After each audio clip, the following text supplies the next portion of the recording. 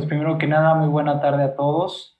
Es una oportunidad fantástica de compartir algo que definitivamente nos engloba a todos. Yo les voy a hablar desde la perspectiva del diseño escénico, mirándolo desde la semiótica, por supuesto, pero es muy interesante ver cómo aquí estamos coincidiendo todos, dándonos cuenta del valor de cada una de cada uno de los elementos que tenemos en nuestro recorrido, en nuestra convención usual, no necesariamente escénica.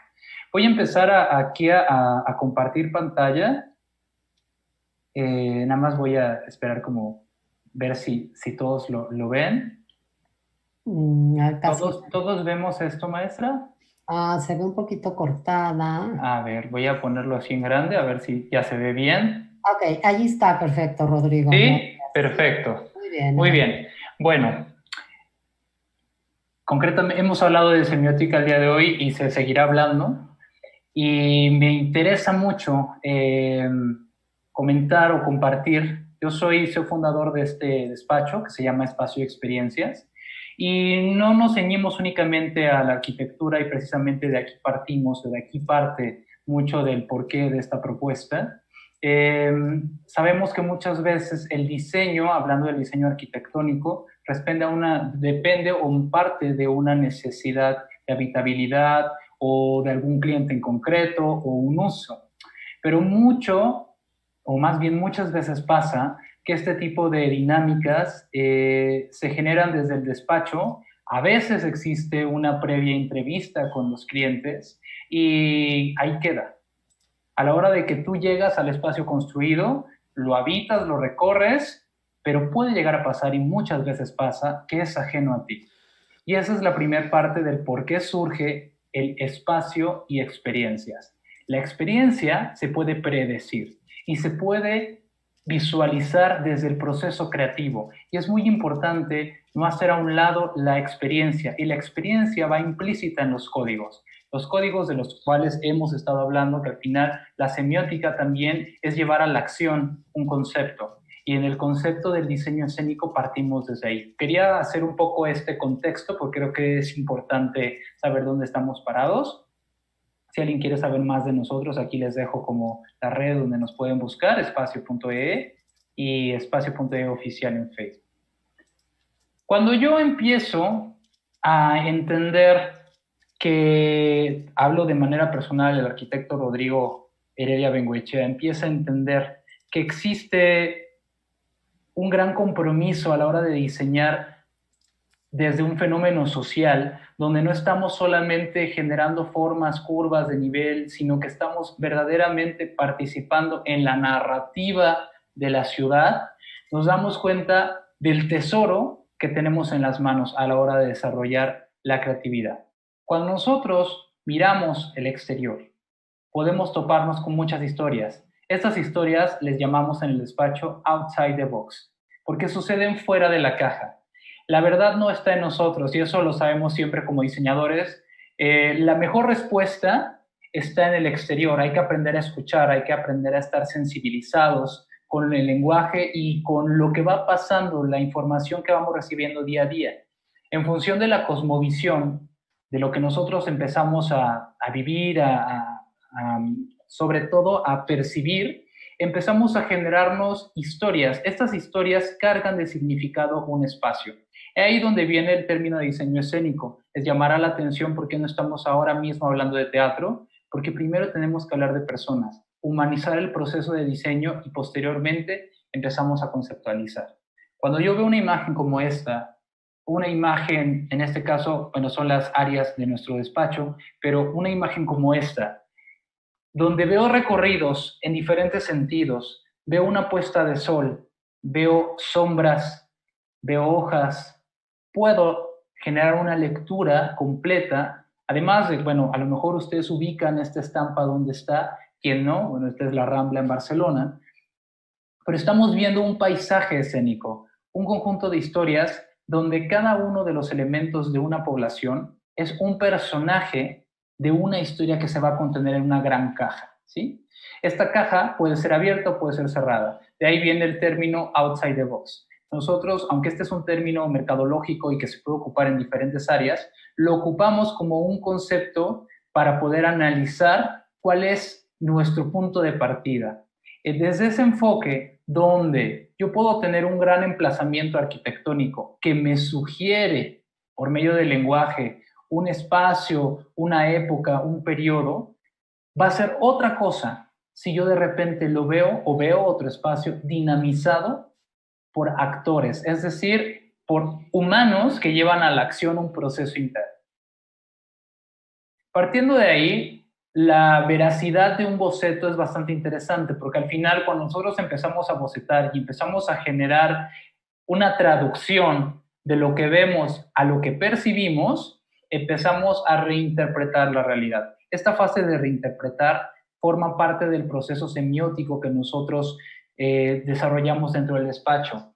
Nosotros trabajamos no solamente interiorismo, llevamos interiorismo, escenografía, espacios comerciales, escaparates, pero sobre todo, todos los conceptos que vemos, que van muy de la mano de la arquitectura y el diseño teatral, van muy acompañados con el carácter anecdótico de las historias que se van a contar ahí. Y las historias no son solamente que yo esté hablando de Medea o de Edipo o de hoy no me puedo levantar o tal. No, es que estoy hablando precisamente de las historias de las personas que van a habitar los espacios. Desde la simple propuesta de una maqueta para una fábula, yo ya estoy empezando a traducir, ¿sí? A partir del color, de las texturas, de la geometría que voy a ocupar, cuál es la tensión visual que el espectador va a percibir. Desde aquí la semiótica nos está acompañando finamente en todo el proceso. Voy a explicar uno de los tantos ejemplos que me pareció interesante compartir en esta charla. Y esta es una propuesta que hicimos para el musical Next to Normal, a partir de ubicar lenguajes muy concisos que el texto nos dio. Y ahorita voy a hablar hasta dónde podemos aprovechar el texto o la partitura como un concepto de ejercicio profesional en cualquiera de nuestras áreas. En este caso, el texto es un texto de corte teatral, es un musical que se llama Next to Normal, y llega la propuesta donde tenemos una madre con trastorno de bipolaridad, ¿sí? Que tiene una hija que pese a que está viva, está bastante ausente de su atención. Tenemos un hijo que ya no está, pero que está bastante más en conexión con él que con las demás partes de su familia.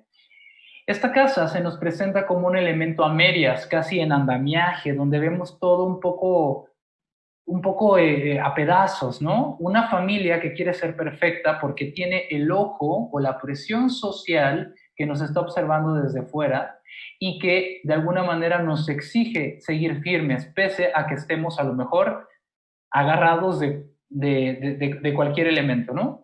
Este elemento de pantalla que podemos ver por acá con estas pastillas que están al frente, asumimos inmediatamente que yo les muestro a ustedes una visual de pastillas, inmediatamente yo lo asumo con una terapia, con un medicamento y sobre todo con que este medicamento o este trastorno, en este caso hablando del personaje de Diana, rige toda la historia.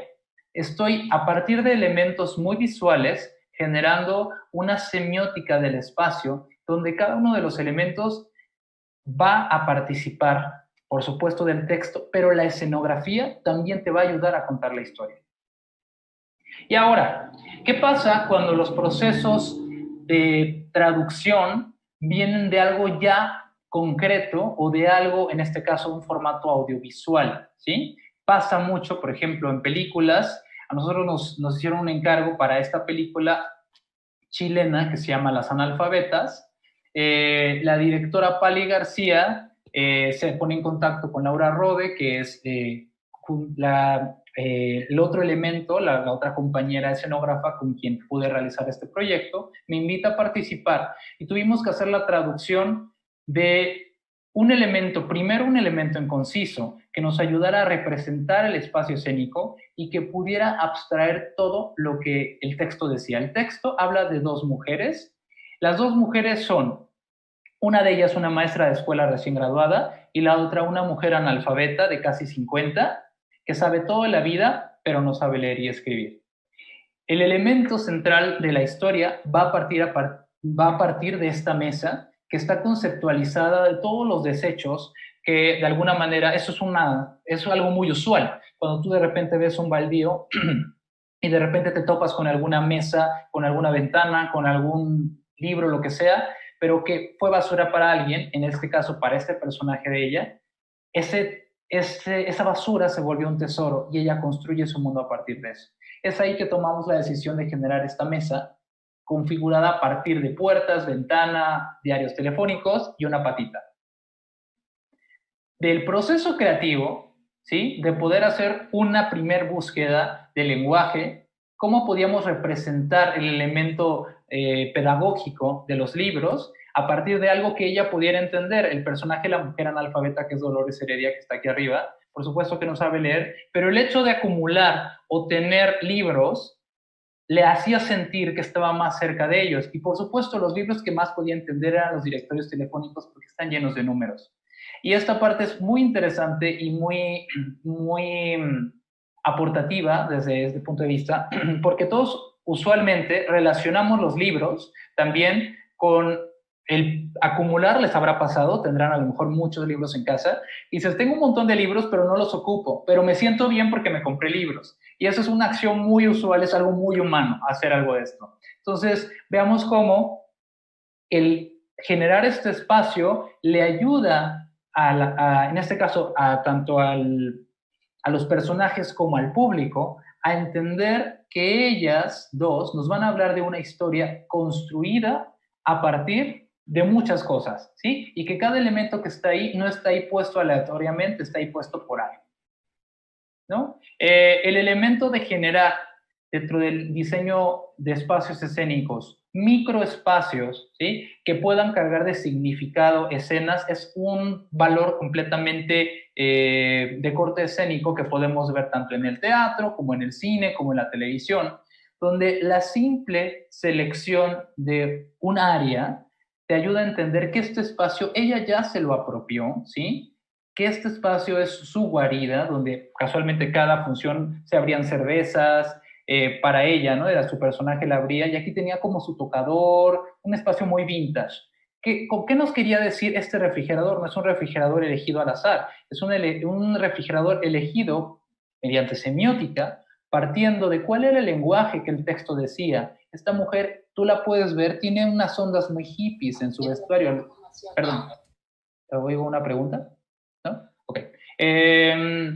Su vestuario ya nos induce un poco a la época y ver las características de este refri vintage también nos dice dónde estamos parados.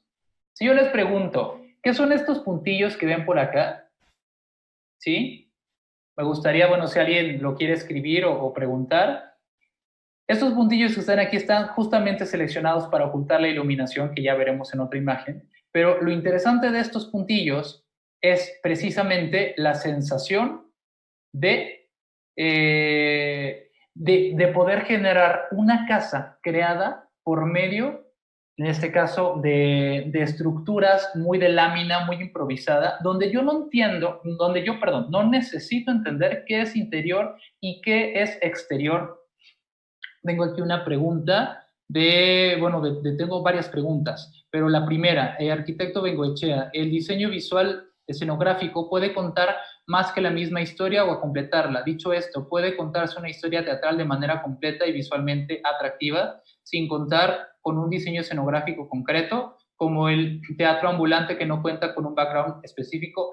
Por supuesto, Mario, lo más importante del diseño escénico es precisamente entender el texto, entender las necesidades y conocer el espacio con el que cuentas. Si tú cuentas con un espacio y este espacio ya tiene ciertas características, en este caso, esta propuesta se montó en la teatrería, no sé si ubican la teatrería aquí en la Ciudad de México, pero una de las salas donde presentamos tenía un gran muro de tabique, un muro aparente donde podíamos ver literalmente cada una de las cavidades, sombras, texturas, etc. Yo dije, no necesitamos más, con este muro podemos hacer todo. Y este bambalino, que es como una especie de pantalón, nos da la sensación de interior y exterior. Esa es una manera de ayudar a contar la historia. Por supuesto que este teatro ambulante o el carro de comedias, ¿no? Que también existe, nos ayuda para poder generar este universo. Arquitecto Rodrigo Heredia, ¿qué complicaciones existen para que una escenografía nos ayude a contar una historia? La primera complicación sería implantar o imponer elementos. Nunca imponer, nunca tenemos que imponer nada, eso es lo primero. Y cerrarnos a la idea de que el presupuesto define la historia o define la calidad de tu propuesta. El presupuesto no define ni definirá, por supuesto que esto. Podrás lograr más cosas, ¿sí? Pero lo más importante es ceder y soltar tu propio concepto para poder traducir con lo que tienes. No te preocupes, Mario. César Osiris García Luis, arquitecto Rodrigo, ¿se podría decir que los espacios donde se desarrollan historias están estrictamente ligadas a las narrativas de las historias? No están ligados a primera, pero van a estar ligados después.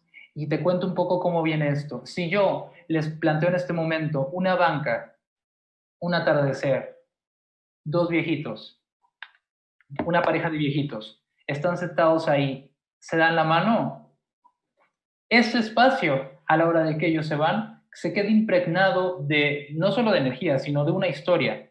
Esta banca, este atardecer, este parque o esta vereda ayudó que estos dos elementos se acercaran a este espacio. Predispusieron una acción, un espacio pudo generar que se contara una historia. Y sobre esto voy a contar otros ejemplos que tengo aquí a continuación. Voy a leer unos más de los comentarios. Ivonne, para Rodrigo Heredia, el interés del público se genera una vez que se da esa humanización mediante los personajes, pero se podría decir que también al presentar situaciones u objetos con los que las personas se pueden identificar, como es el caso de Dolores Heredia y la acumulación de libros, justamente humanizar y al día de hoy, en este periodo post-COVID o COVID, como lo queramos llamar, porque se va viviendo como un poco un proceso híbrido.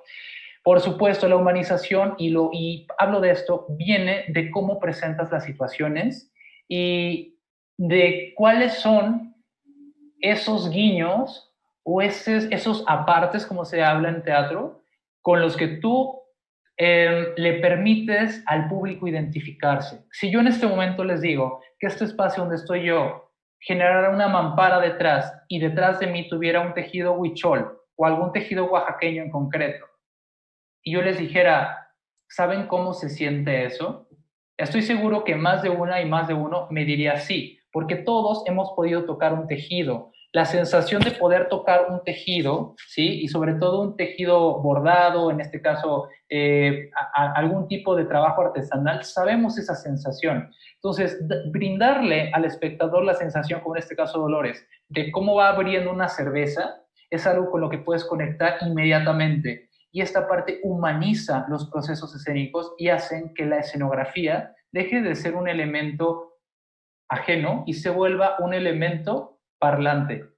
Voy a seguir con la presentación y voy contestando. Me quedo en segunda con Diana. ¿Qué pasa? Y aquí les comparto, nosotros dentro del despacho damos unos workshops y damos asesorías a despachos de arquitectura que quieren implementar esta metodología de diseño escénico a sus proyectos, no solamente a un proyecto de escenografía teatral. Aquí, ¿qué pasa? Cuando yo estoy viendo este desfile de modas, veo una pasarela en un espacio súper posapocalíptico, donde no necesariamente yo necesito tener la pasarela convencional, iluminación, tal. No, tengo butacas dispuestas en un espacio completamente avant-garde, pero con una visual apocalíptica, posapocalíptica, ¿no? Un teatro devastado que me ayuda a priorizar, ¿sí? La imagen, el spot sobre el vestuario o sobre la pasarela. Este criterio de selección forma parte de las iniciativas que al día de hoy necesitamos para reactivar los espacios. Saber hacia dónde vamos a mandar el telescopio, la brújula, para dónde nos mandan. ¿Qué pasa? Esto es un proyecto que se hizo en Almería, cuando ubicamos espacios que nos están hablando, pero no sabemos cómo hacerlos. Seguramente les habrá tocado remodelaciones de espacios comerciales que son espectaculares, son increíbles, dices, wow, pero nadie va.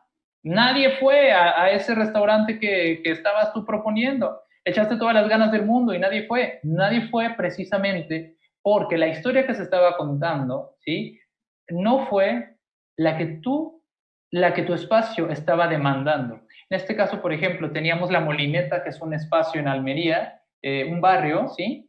Pero aquí justamente es como un gran baldío. Es un espacio con especies endémicas muy de la región. Y lo que sucede es que la dinámica de la gente era, no sé qué hacer con este espacio. Se generó un centro de día y el centro de día permitió que, partiendo un poco de esta idea que les comenté hace un momento, el colocar elementos artísticos, propuestas como la simple colocación de senderos para adultos mayores fue clave, porque ellos querían colocar centros de día que son espacios para adultos mayores, espacios geriátricos, pero que no les hacían sentido. Decían los adultos mayores, yo no me quiero ir a encerrar, yo quiero ir a caminar. Entonces generamos senderos donde estas historias se pudieran contar y que las mismas bancas y la misma disposición les ayudara a sentirse seguros, porque el ver bancas para adultos mayores es símbolo de seguridad. La semiótica se maneja también a partir de cuáles son nuestras necesidades que buscamos o ubicamos en los espacios. Ahora, Perdón, Rodrigo, estamos ya sobre el tiempo para que maestra María, perdón. Entonces voy cerrando. Voy cerrando. Gracias. Gracias, maestra. Bueno, ya en un momento más igual les respondemos por escrito aquí a sus preguntas, pero lo que quisiera yo decir que ahorita con la semiótica y lo que buscamos también con esta charla concretamente es que miremos los espacios arquitectónicos, la carga escénica que ellos mismos traen. ¿Qué pasaría si Bellas Artes, un espacio que conceptual ubicamos para hechos escénicos, se derrama el teatro hacia afuera? Si las propuestas se salen de donde están, es probable que nuevos públicos que han sido renuentes porque a nivel semiótica ubican Bellas Artes con un sector social al que ellos no pertenecen, a lo mejor si lo ven fuera se van a sentir más vinculados. Ejemplos, y bueno, igual si alguien quiere seguir platicando el tema, yo aquí les voy a dejar como el contacto. Esta es una escuela que precisamente cada simbolismo y cada elemento fue primordial para poder generar esta escuela al norte de la Ciudad de México, que no tenía a nivel paisajista algo que le ayudara a decir que era una escuela de belly dance. Tuvimos que generar una especie de micro Granada en la Ciudad de México para que la coreógrafa lograra encontrar dentro de su espacio escénico una manera de contar su historia. Les agradezco mucho a todos por este espacio. Maestra María, gracias.